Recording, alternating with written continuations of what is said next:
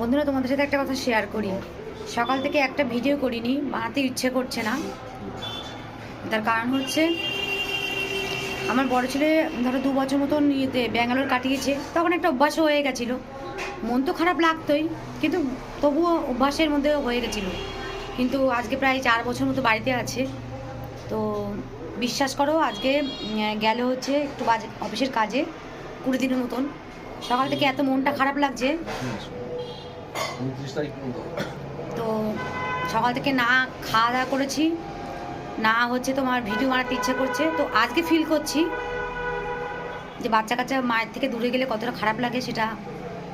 মানে আর তখনও ফিল করেছিলাম, খুব কষ্ট হতো। কিন্তু আজকেও এত সকাল থেকে এত মনটা খারাপ লাগছে, না কোনো ভিডিও করতে ইচ্ছে করছে, না রান্না বান্না। সকাল থেকে এখনও খাইও নি, তো ভালো লাগছে না এখন, জানো তো বন্ধুরা। তাই ভাবলাম তোমাদের সাথে একটু শেয়ার করি। এখন একটু যাবো, সেদ্ধ ভাত কিছু একটা করবো, তারপরে চান ঠান করবো। ভালো লাগছে না, তো কী বলবো বলো। এখন তো টাটা।